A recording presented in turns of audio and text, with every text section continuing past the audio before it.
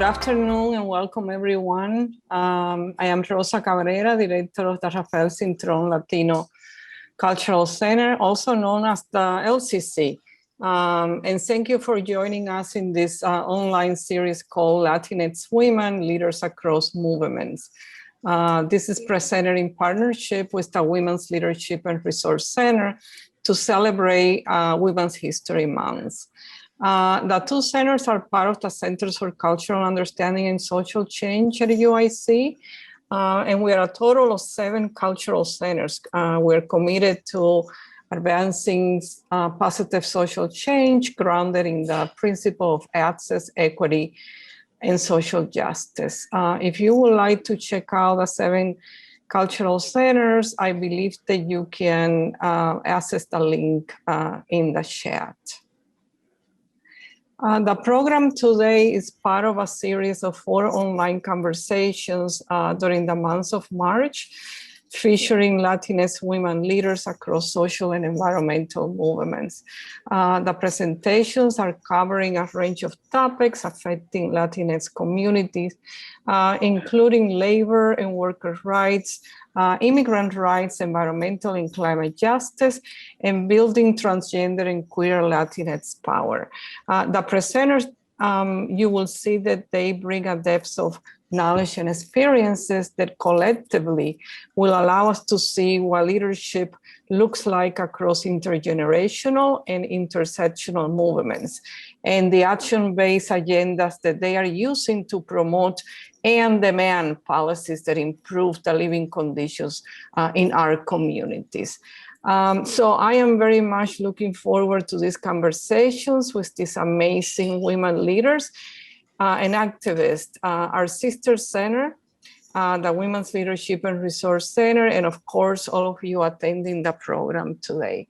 I am now going to pass the mic to Natalie Bennett, the director of the Women's Leadership and Resource Center. Okay. Is Natalie here, Ramona? Yeah, I'm here. Hi, Natalie. Hi. Greetings, everyone, and welcome to the second in a fantastic series centering Latinx women leaders here in Chicago. Thanks to Rosa Cabrera for inviting WLRC into this collaboration around the Zona Abierta series. And I'm especially pleased that Tania is in the stellar lineup of speakers that we have. During this 30th anniversary of the Women's Leadership and Resource Center. As many of you probably already know this, UIC is distinct in Chicago and nationally for holding space for feminism and critical intersectional approaches to social justice. So beyond what WLRC does each year, the campus celebrates Women's Heritage Month to highlight the contributions of women-identified people who have made the campus, city, and society a better place to work, study, live, and build lifelong relationships for all of us. I want to also note that the Gender and Women's Studies program, which is turning 40 soon, created an award specifically to recognize the stellar leadership, labor, and intellect of UIC, of women from UIC, the CESCO Awards, and Tania, who is a GWS graduate, was one of the honorees several years ago. So to say that they've done incredible work here at UIC and beyond is really an understatement. And no matter how humble they are, we know that what they've done is actually helped to fortify an incredible heritage here of what is possible for students. Tania and so many others are part of UIC's heritage of fostering amazing women leaders, thinkers, artists, organizers, and change makers. And WLRC is certainly committed to building this heritage of engaged leadership. So part of what, I'm gonna stop there because really you didn't come to hear me, you came to hear Tania. But I just wanna say that today's program, I think, should remind all students that centers like LCC and WLRC are key places for you to build your own legacies, for finding other people to build with, to uplift and support the work of your peers and imagine new futures. Before we move on, I want to actually thank the Honors College, which has made this series possible. Without their kind of generous contributions, we really would not have been able to do it.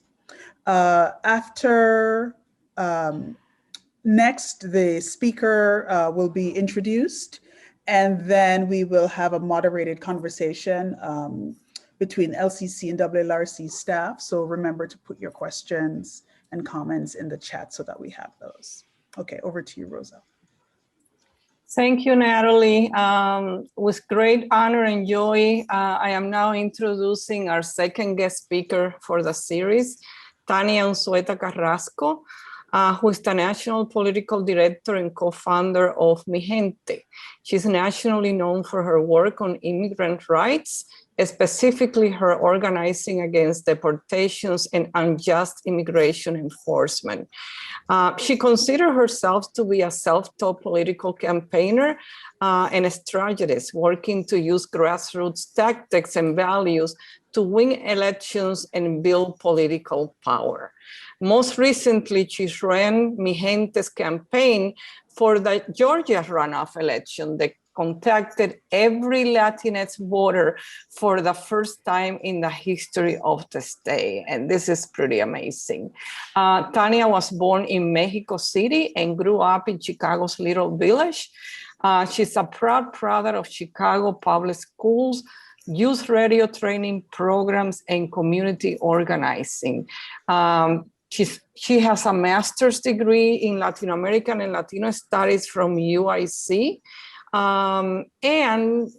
For those of you who do not know Tania, she's the daughter of Rosy Carrasco, who we share an amazing conversation with last week. Welcome y bienvenida to our virtual community, Tania. Thank you, thank you. I'm also the sister of Unzueta Carrasco, who's there and who manages the garden at the Latino Cultural Center. So anyway, we're a big UIC family, but thank you. So yeah, thank you for that great introduction. I feel like sometimes when you hear your work listed out, it sounds fancier than what you like do every day.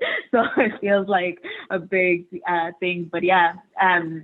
So I wanted to, I feel like I was trying to figure out like, what do I want to talk about exactly? And I think, coming into this year in a time where, we just defeated Trump, feels like there's a world of possibilities, and we're about to go into like what I considered a hard fight against Democrats sometimes when we're trying to move them, and I can go more into that. I actually feel like I find myself going back to the basics of organizing. Like, what is organizing? What style of organizing I'm doing, and what I think is best, and sort of how I use some of the work that I've done over the years to understand how to move forward. So I actually want to focus my conversation today on my argument for organizing, specifically the type of organizing that I do, which in very, very short words, short amount of words, I would describe as like it's national organizing with deep, deep relationships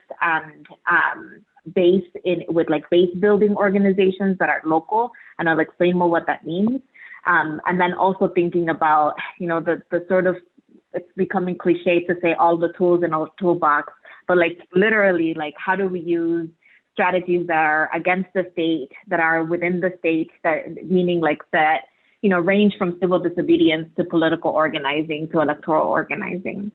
And so over the last couple of years, I've really tried to focus on some of that and how we do that in a way that engages a variety of people, that's on the ground, that's digital. And I'll say I haven't been doing that by myself, particularly in the last 5 years. I've been part of this organization called Mi Gente, which is a national organization with that similar philosophy.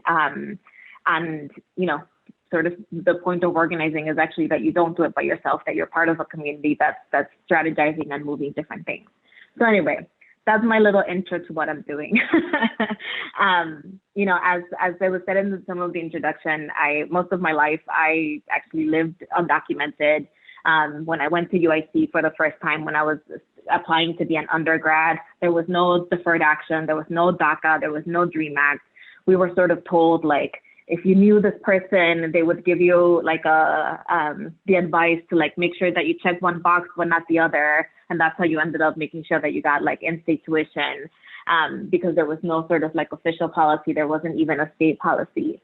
And so I feel like a lot of like my going to school, a lot of like my figuring out work stuff really had to be done like right before things were really changing. And I think I was able to experience some of the process in which those things like helped, like the things that helped those things move. I just wanted to say a couple of things about my organizing experience. You know, as mentioned, my mom just presented, but, you know, my parents always talked about collective action as a means for change. And they didn't call it organizing. They didn't call it collective action.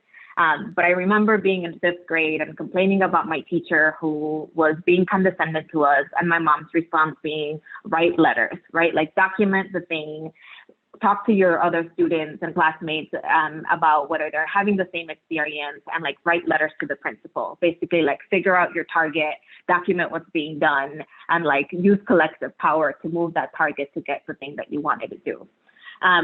Again, not in those terms. That's not how I thought about it until years and years later. But it was this idea, like very early on, thinking like there are things that you can do to change things, even if you're not the person who's like supposedly in power or making those decisions. And you know, I when I was in high school, I started going to meetings and protests. I remember like we blocked like the Lakeshore Drive at some point in terms of the war in Iraq. I was going to like police protests. I was part of this group called the Organized Students of Chicago, which started off when a bunch of students ended up failing on purpose some of the standardized testing. Look up some of the history. I think it's kind of interesting. Anyway, I talk about all of this because it's sort of what got me into thinking about like what it meant to talk to, basically like to mobilize with other people and to move forward. I want to focus a little bit on what happened in 2010. So some of you might know, in 2010 was a big year for undocumented youth and for undocumented youth organizing. The way I experienced it was that one of my students at the time, I was working at a small radio station in Pilsen, Radio Arte, and one of my students ended up getting into deportation proceedings. And there was just like no infrastructure. There was no one stepping up to help. And so we had to organize this entire campaign. Ireri, my sister, who I just mentioned, was part of it. Jorge Mena there was a part of that organizing. A bunch of UIC students actually were involved. And we were able to stop his deportation. But we were in a place where it felt like, okay, cool. Like we did his deportation. What about the rest of us? What about other people who might face deportation in the future? And we ended up putting together the first organization that I co-founded, the Immigrant Youth Justice League. And the Immigrant Youth Justice League was a group of undocumented young people who really were like, we were trying to figure out how to be both like how to be in community with each other, how to talk about our experience and what it had meant for our entire lives to be undocumented, but also trying to figure out how to take action, right? And how to change the narrative about what people were saying was undocumented, how to talk about our experience, eventually how to talk about the experience of our parents. And it just became this thing where I remember there was a moment where we were like, you know, this feels really good. Like coming to a meeting, being able to say I'm undocumented, being able to participate in this way. Like I would love for other people to understand how it feels. And that's when we started like, at the same time, we were starting to make connections in other places and ended up getting in touch with some of the national organizations that were doing some of this work. And what that meant for us was that a strategy that we ended up calling Coming Out of the Shadows, which was literally talking out loud about our stories of being undocumented, became something that wasn't just here in Chicago, but that became national because we were able to basically like organize a strategy with like some of the national organizations that had, you know, other young undocumented people around the country who were experiencing similar stuff, who were organizing in similar ways, share strategies together. And so to me, like this became a space where we networked with other people who were doing similar things, where we started to understand what the national debates and the political context was, because like we were just trying to like stop the deportation of our friend and starting to get into some of the politics. And where we found examples of other people who were doing the work. And I guess where we became examples also of people who were doing the work. I won't spend too much time in this, and I would encourage you to like find some of the stories. Some of you may have seen some of the stories that we put together. I'll send a link at some point right now if I get a chance. But anyway, what I want to get to is moving into some of the national organizing, because I think I could spend some more time talking about local organizing and why that's important. And well, actually, before I move on, I do want to say one word about base building. I feel like we don't often use the word. People talk about grassroots more than base, but for me, base building basically means organizations that work directly with people, right? That have a membership, that have a meeting where people from the public or from members come talk about their issues, like collectively decide what's going on. And there is a difference between advocacy organizations and base building organizations. And the difference is that advocacy organizations, right, like figure out what the problem is, maybe do some studies, maybe talk to people, but then they go and advocate for a particular thing, a particular position, a particular change in law. And the thing is, you don't need directly impacted people for that. Often those folks are academics, lawyers, politicians, right? They stand up, they advocate, they write the papers. And they're needed, not saying that they're not. Love my academics, love my lawyers. But there's a difference between that and doing base building organizing. And base building really does involve talking to people who are directly impacted, figuring out what the solutions are collectively, and then creating strategies that aren't about centering how great I sound as whatever policy director, but figuring out how we shift power, for example, by using the media, right? By telling our stories and exposing some injustice and talking about why that needs to change. For politicians, the media is a particularly vulnerable place, right? Because they're often dependent on their good image for power. So anyway, I also have some good readings on organizing if anyone wants to go more into that. But the argument that I want to make is a little bit for national organizing too, because I've spent actually like now most of my life doing national organizing, and there's just a way in which you do it right, and there's a way in which you do it wrong. And I feel like my experience has been that a majority of national organizations actually do it wrong, and that gives us a bad name, and that like leaves us with a bad taste and a bad experience. And I think the thing that most national organizations get wrong is their relationship with local organizations and their ability to actually have trust with people who organize people on the ground every day. And I want to give some examples of that. But and this gets into the election thing too. And I'm almost there. But so when I did my organizing as an undocumented young person, we did a lot of work.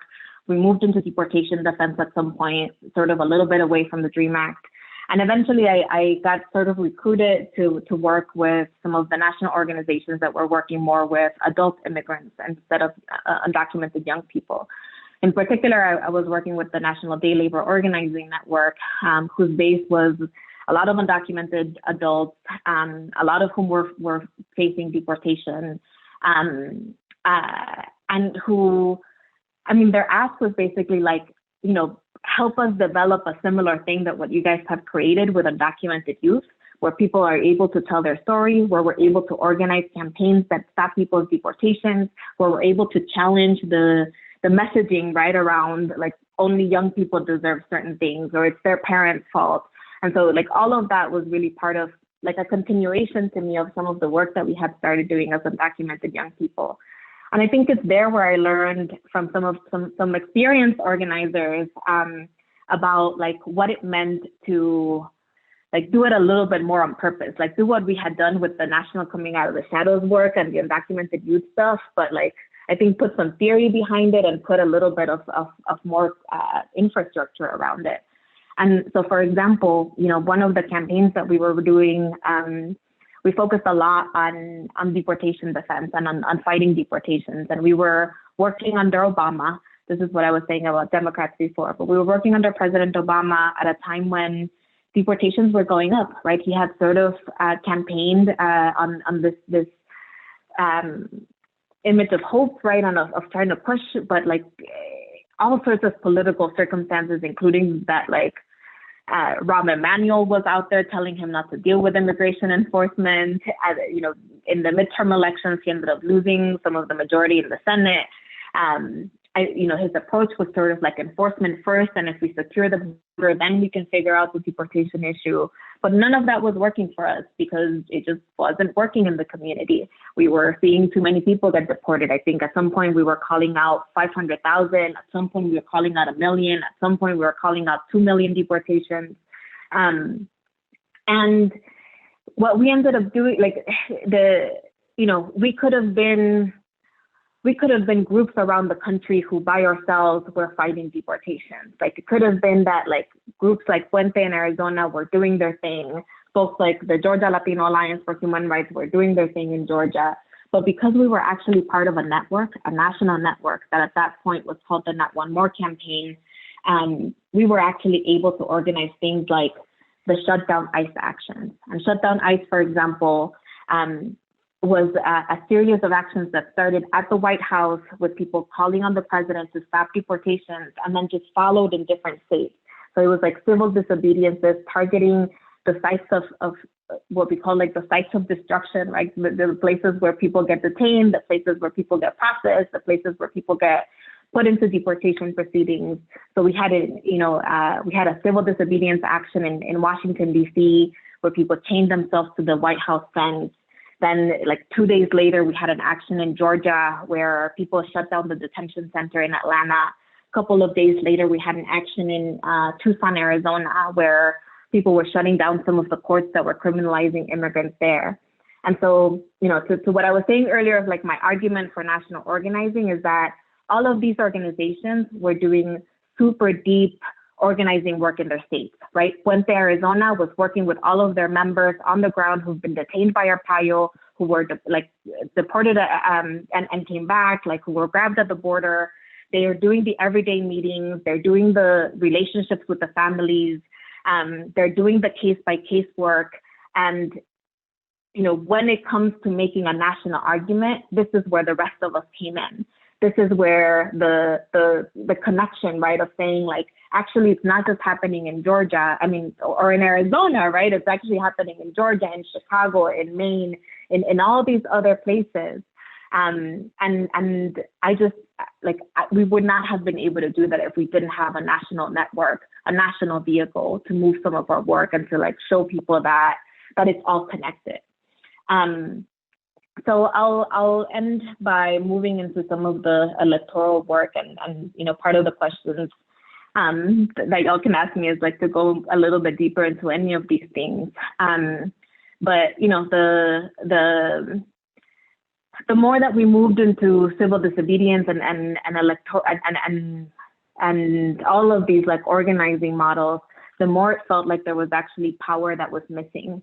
Like we weren't able to move as much as we could. And, there was a point, when was this? When Trump got elected, right? Before Trump. So right before Trump, I happened to be recruited by the mayoral campaign that Chuy Garcia was running here in Chicago. It was the 2015 campaign where he challenged Rahm Emanuel in a deep challenge and whatever, was able to win some stuff, obviously lost in the end.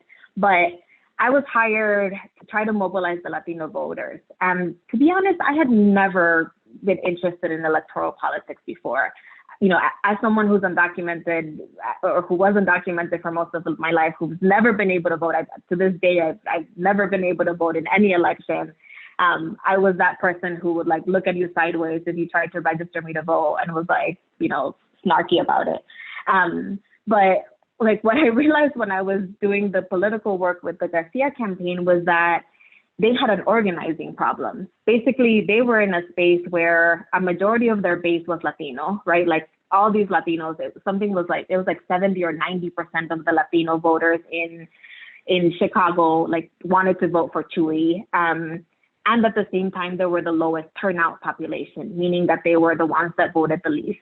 And so the campaign and their allies had this problem where they basically had to ask themselves, do we put a lot of money into turning out Latinos who don't vote, but who like us, and we don't have to do a lot of work to convince them? Or do we put a lot of money into mobilizing a white population that we know is going to vote, but we have to convince to vote for us? And as it turns out, that's actually the problem that every single political campaign that I've been involved in and that I've seen from far away actually faces. And unfortunately, they often decide that they want to focus on the white people because it takes too much money and it's too hard to mobilize Latinos. That's not what Chuy's campaign was. I can go into a bigger thing about that. There was a whole internal fight in the campaign that I'm not sure how much I can talk about. But anyway, I remember one of my tasks was to actually make sure that Latinos were being talked to and that we were investing money in the Latino community also. And this isn't just a problem of Latinos. This is a problem that disenfranchised communities all over the country face. My experience was just very in particular with this election. So what I realized was that basically we had an organizing problem, because from my perspective, I think if you're not getting people to mobilize, it's because they don't understand how their everyday life really depends on taking these actions, right? So if people don't understand that there's a relationship between voting in the mayoral race for this particular candidate, they're not going to care. They're not going to mobilize. And if politicians are failing at doing that, politicians are doing something wrong. And so I feel like I'm oversimplifying it a little bit, but I feel like I've spent the last 5 years since then really thinking through what is it that elected officials aren't understanding? What is it that political campaigns are actually doing wrong? And what can we contribute as community organizers to understanding how to mobilize people? And that's just part of it, right? There's also how do we run our own candidates? How do we make sure that candidates that are put into office are also following a political community campaign? And we're exploring all of those things. But I'll finish by saying this. So, in the last year, we spent a lot of our time working on the elections, because the way that Migente talks about it, we think that political work and organizing needs to happen sin, contra, y desde el Estado, without, within, and against the state.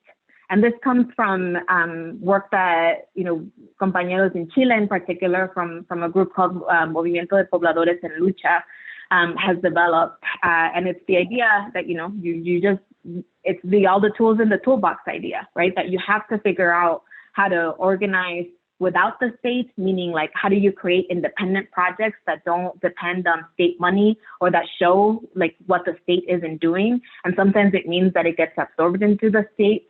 Great, well-known example of some of that is the Black Panther Party's breakfast programs, right? That got absorbed into how public schools, for example, now do the breakfast programs. Against the state, some of the stuff that I've been talking about, how do you move the state into doing something different, civil disobedience, mobilizing against immigration enforcement. And within the state, how do you use the state infrastructure that has money that should be given to our people to actually move in our support and move towards what people actually need. So I'll end for real now by doing a pitch for Migente too, because, we didn't just start Migente because we wanted another organization. We felt like there needed to be a gap filled, particularly around organizing, again, sin, contra, desde, without, within the state. A place that's for Latinos that organizes, sure, yes, on immigration, but not just on immigration, because that's not the only place where we're impacted. And that has a place for both organizations and institutions that have infrastructure and for individuals. And so if you're Latinx, I invite you to learn more about Migente and our membership and the way that we organize. Because we believe that there's our founder, Marisa Franco, says a lot demographics is not destiny. And what she means by that is that we talk a lot about how the Latino population is growing, right? And how, or therefore, our political power is going to grow, the votes are going to grow, et cetera. That's demographics. But that's not actually our destiny necessarily, right? The Latinos aren't necessarily going to vote Democrat. Democrats who we would put in power, who are Latino, for example, aren't necessarily going to follow our agenda. And so we need to actually do some more organizing and pitching and learning with our people in order to take advantage of that power that can be built as our communities are growing. And I'll end there. Thank you so much, Tania, for your presentation and sharing your experiences and knowledge with us on so many topics within organizing. So Chilvada wrote in the chat, great job in mobilizing Arizona and Georgia voters. Kudos to you for that huge achievement. Hey everyone, my name is Jorge and I'm the Associate Director at the Latino Cultural Center, along with Ramona from the Women's Leadership and Resource Center. We will help moderate the community conversation part of this dialogue, so that we can strategically make best use of time as we engage with Tania. As a reminder, if you have a question, please feel free to write your question directly into the chat, or if you'd like to ask your question out loud by unmuting yourself, please write your name in the chat and we will call on you so that we can track the order of comments and questions submitted. Ramona, would you like to say hello and get us started? Sure. Thank you, Jorge. Again, my name is Ramona Gupta, and I'm the Associate Director at the Women's Leadership and Resource Center. And we have some questions from audience members and some questions of our own that we'd like to share with all of you, with Tania. So Tania, we actually have a question from our great friend, Tania Cabrera, who is our great advocate for immigrants and dreamers at UIC. And Tania asks, are there any trainings available for college students or organizations that you recommend that do these types of trainings? Yeah, I mean, it depends on the training, and it's such a wide range of things. Mi gente, we ourselves are starting on well, we have a set of trainings that we do in local places. They're not like consistent, so you kind of gotta like look out for them. We call them escuelitas. I would say just I'll send folks some readings. I've been doing, like I said, a lot of readings about like organizing that I think are really useful. I would say to people just like see what local organizations are around and like doing work. The New Organizing Institute is a good one. In terms of like some of the basics for organizing, and I have to look it up. There's a couple of other folks who do good. Oops, Tania, you muted yourself at the end there, but I'll go ahead and ask the next question as you find that link.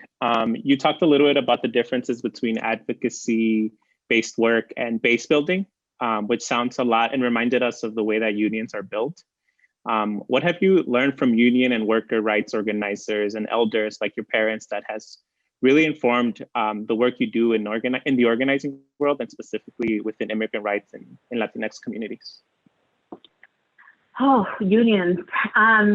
Unions are like super disciplined, and like when their membership is good to like put to good use, they can do some amazing stuff. We just worked with several unions, for example, in Georgia and in Arizona that, basically like, so I'll give the example of, in Georgia, we worked closely with Unite Here, and Unite Here represents restaurant workers and hotel workers in particular in Atlanta.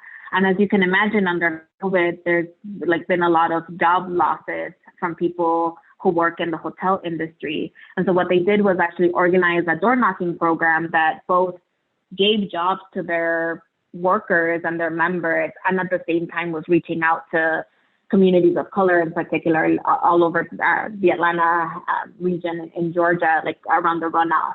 So anyway, I just feel like it's really disciplined, like good set of people. I also, from my parents' work, know that not all unions are useful to workers. It really depends on the politics of the union, on like all sorts of money in the union, and like unions have like super different politics depending on where they're coming from. And so a lot of the organizing that my dad, Martin Unzueta, has done has actually been sort of either supplementing or organizing against some of the treatment that workers do that workers receive when they're relating to the union, particularly undocumented and immigrant workers. But I don't know. I mean, I think that like I have a lot of friends and we have members within the center that are really working hard to make sure that the labor movement is actually responsive to our communities. And I would say it is reminiscent of advocacy versus organizing, because there's unions where the leadership doesn't really represent their membership, and where their membership is like super elite, right? And like a different type of worker. You know, police unions are out there. ICE has a union, you know, and they're all part of a bigger union. So anyway, I just think it is a question of like which unions, how they're to use, what their values are, and who they're representing.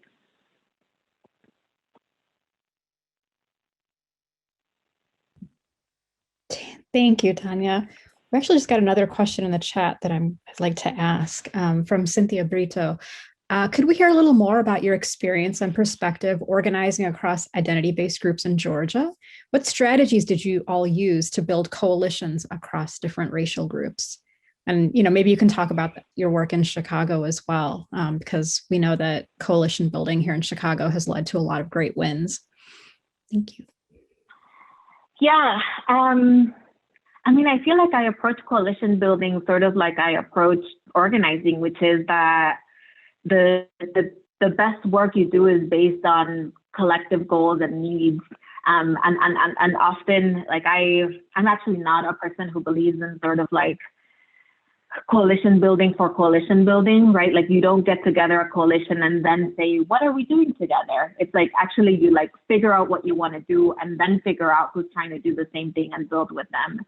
And so I would say like here in Chicago, that's where some of the best work that I've done has been. For example, like we had a recent victory around the Welcoming City Ordinance in Chicago. This is like a policy at the city level that used to say that police didn't have to work with ICE unless a person had a felony or had at some point in their life been accused of a felony. I forget what there was like 4 other exceptions I used to know by memory, but now I don't. But anyway, like we worked with a multiracial coalition of people to end that, because there were people in the Asian American community, for example, who were very interested in moving amendments to that policy because there had been an Asian American woman who had been mistreated by police in a similar way. We made coalitions with Black-led organizations because we were talking about criminalization, right? And the way we were talking about it was that it wasn't that we wanted to make sure that police treated good immigrants well. What we were saying was we need to get rid of these exceptions, which by definition are racist, right? Like when you say, I'm going after the people who've been criminalized or who have felonies, you're basically saying I'm going after the people that this racist policing system has convicted with all of its problems. And so anyway, I think that's one Chicago thing. What I'll say about Georgia is like, Georgia's a very different political environment than Chicago is. And maybe some folks who, like if you lived in the South or if you've lived in rural areas, you might have a better idea than if you worked here just in Chicago. But you have Republicans who don't care about the lives of Black people in particular, and sometimes don't even know Latinos exist, who spend a lot of their time institutionalizing racist policies that like prevent people from changing the system. I mean, I lived in Georgia for 3 years. I was there when Stacey Abrams was fighting to be governor. She would have been the first Democratic governor a really long time, the first Black woman to be governor in the United States. And the election was clearly, to a lot of us, very clearly stolen by the Republicans, with like doing super shady stuff. Like, voting machines happened to not have like connector cables. There were 700 voting machines that were found the next day after the election that were unused and untouched and unwrapped, even though there were like lines that were 5 or 6 hours long. And then this election, like there was all sorts of shady stuff too, right? There were polling places that were being closed in Latino and Black neighborhoods. There were people being told that they couldn't bring in their own interpreters, even though that's a right that everyone has. So anyway, it's like little things, but that actually like, if you're like a Latino immigrant who's voting for the first time and you go to your polling place and they tell you like, no, you can't bring your daughter to do translation for you, like, a lo mejor te vas, right? You might not even stay. So anyway, I think so all of that to say that, like, in Georgia, I actually felt like it was coalition building, but it was a lot of being invited in by the Black-led organizations into the infrastructure that they had built for years and years that we were just starting to come into. So, you know, you had organizations like Fair Fight, like the New Georgia Project, that, you know, for like their purpose of their existence has been to mobilize voters of color that have never been paid attention to in the past. And so because particularly the New Georgia Project has spent, I think it was like a 10-year project under the leadership of Stacey Abrams and there's other women leaders who've been part of that fight. You know, they were able to actually like literally register thousands of Black voters.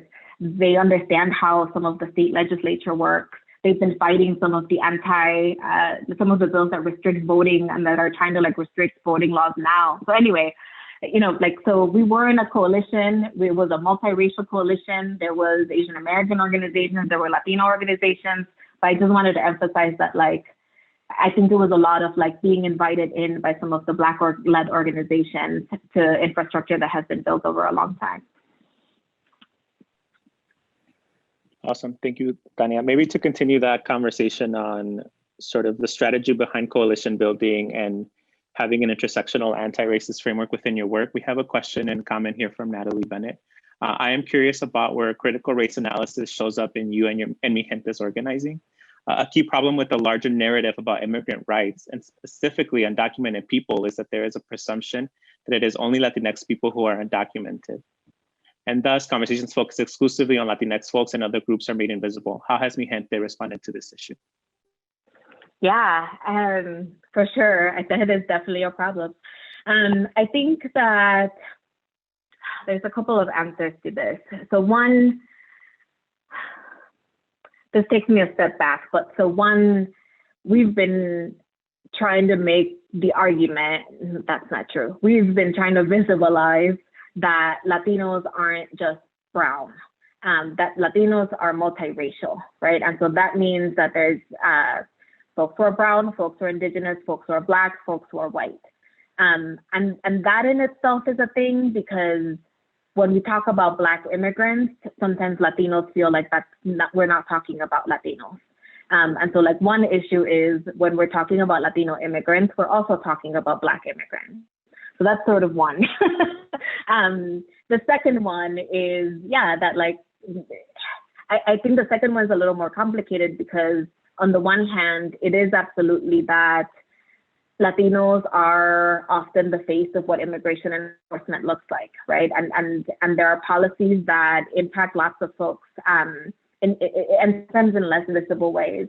Right now, for example, we're seeing a lot of targeting of Haitian folks, particularly at the border in these deportations that are being called Title 42. We're trying to come up with a better name for movement stuff, but basically using the excuse of COVID, there's a lot of refugees, particularly of Haitian origin, that are being targeted at the border and deported. And that's, you know, one place where we're starting to see some of the structural racism, right? That there aren't a lot of organizations for responding, and that like it's sort of the issue that's being left behind, both because it's a border issue and because it's, I think, an issue that it's impacting mostly Black immigrants. And so I think for us, it is about like visibilizing sort of the different ways in which immigrants are impacted, about visibilizing the diversity, not just of the Latino community, but of the immigrant community. And I'll also say that I think because Latinos are often the face of it, it also means that there's like, I think, ways in which, for example, white immigrants can get away with not having the same experience as like Latinx or brown folks or Black folks when it comes to immigration enforcement and when it comes to like experiencing what immigration is. And so I think it's not just a matter of saying, yeah, it is more of a critical race question, right? It's not just a matter of saying we're multiracial and immigrants are multiracial. The last place where this comes in, I think, is in our analysis of how we talk about citizenship and how we talk about criminalization.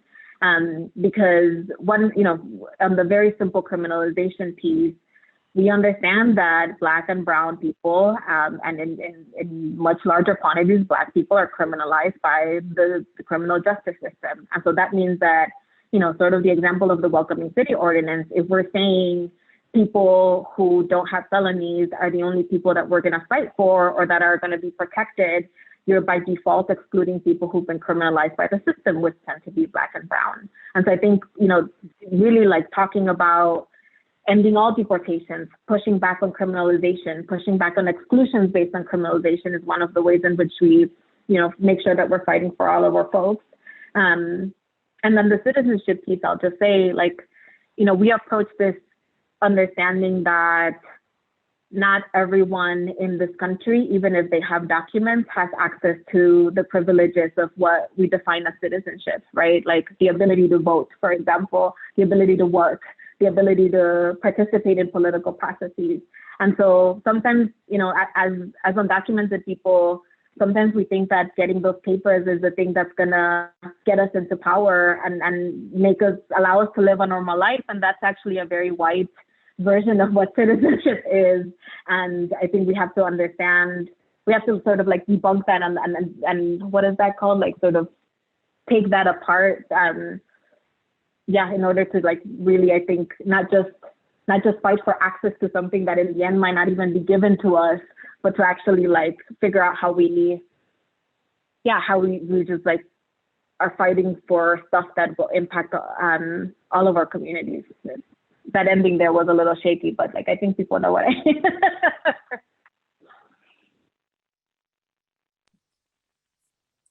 Thank you, Tania.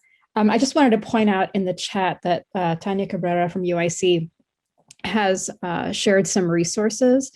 She says, we still have funding available for DACA renewals or for those filing for the first time. You can meet with legal counsel at UIC by emailing dos@uic.edu. And for additional support and resources, you can contact Tania at tcabrera, TCABRERA @uic.edu. And the phone number is 312-919-9411.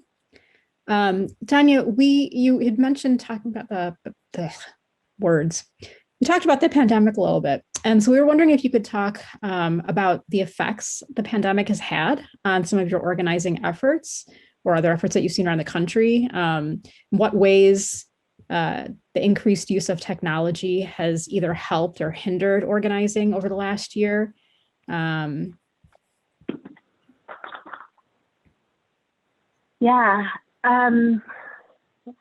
mean, the first thing that happened last year was that we had to reevaluate our entire approach to 2020, right? We had sort of been picturing like a mass mobilization of Latinos to do our voting thing, to knock on doors, to talk about getting Trump out, like have all of the complicated conversations about what it means to do political electoral organizing.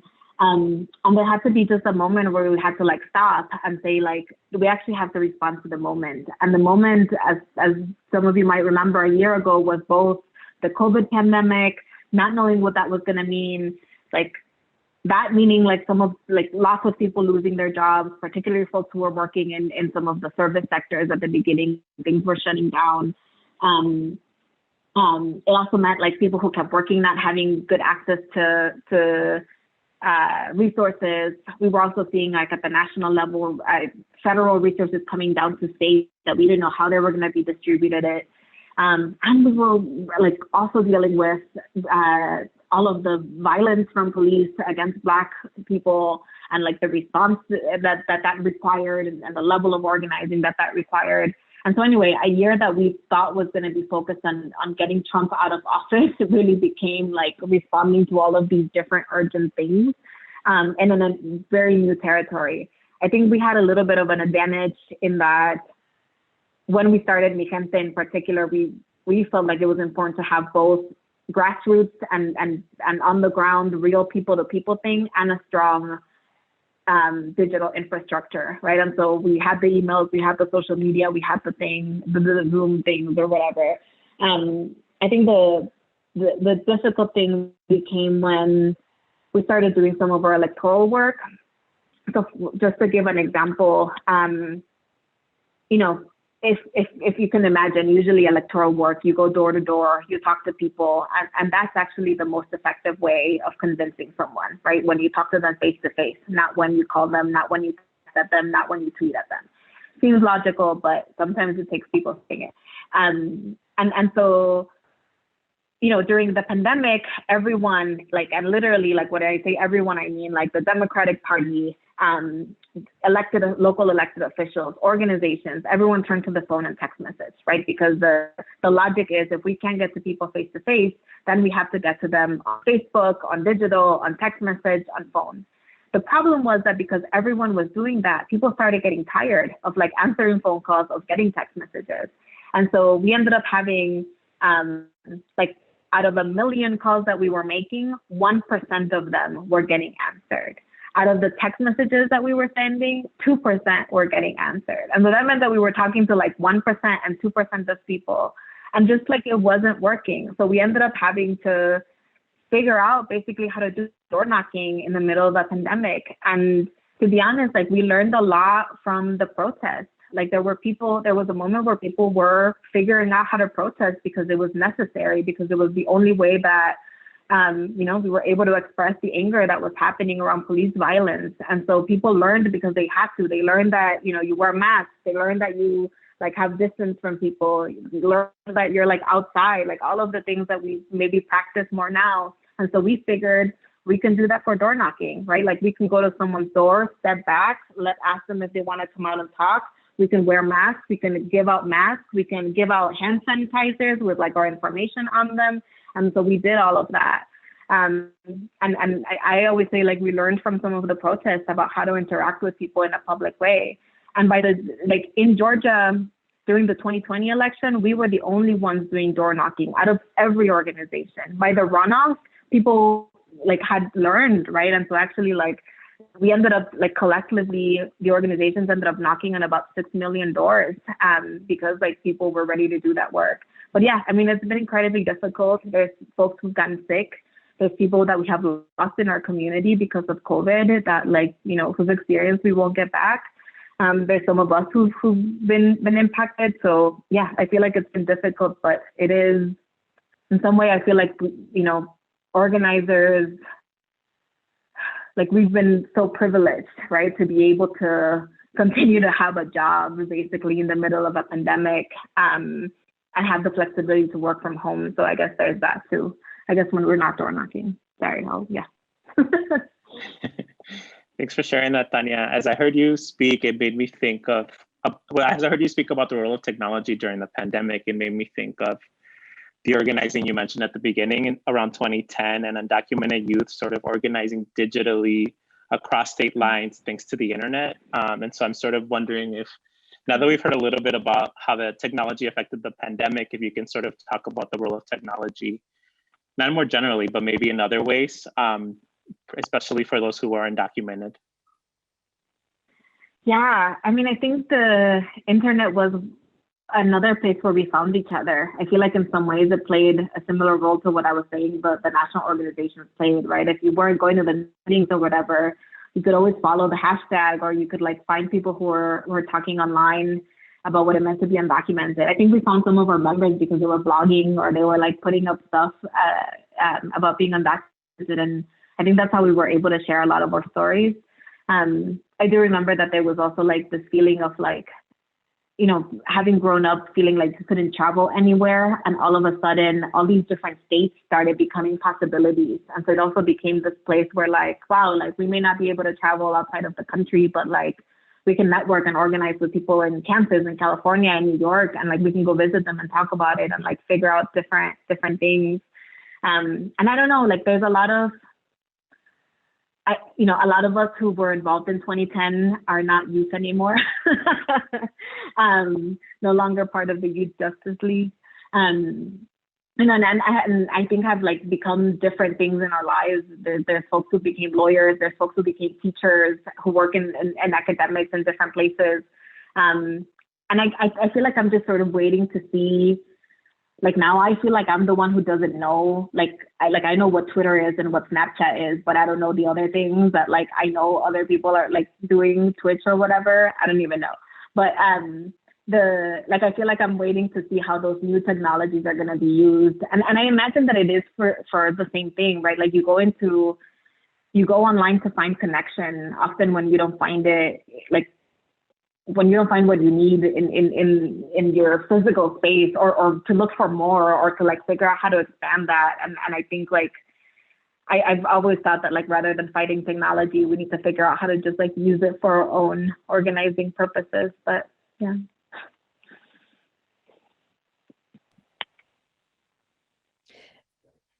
Hi, Tania. I know we're getting close to the end of our program, but one thing we want to ask this of all of our speakers in this series, because it is a series about Latinx women leaders,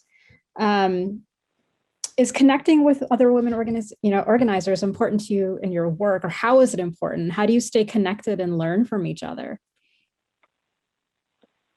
The internet. No, I think like talking to each other. I mean, the internet too, but I do think that there's, the identity that you carry on the inside and on the outside has a deep impact on how you experience organizing, which people listen to you, how loud you have to be at a meeting. And, being a queer, short woman of color, like who's not a lawyer, for example, like it has often meant that like you need allies in the room, you need like your crew of people who are going to tell you and give you guidance.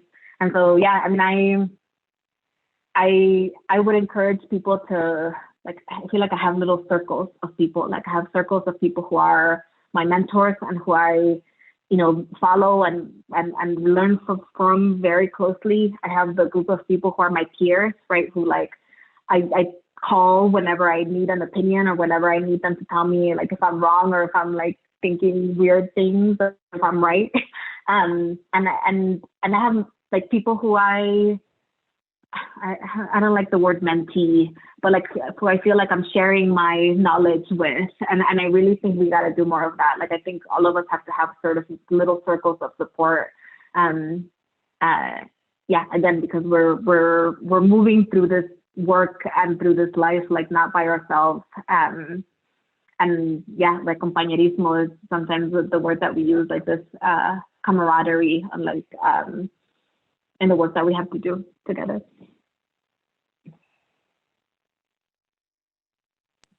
Yeah, thank you so much, Tania.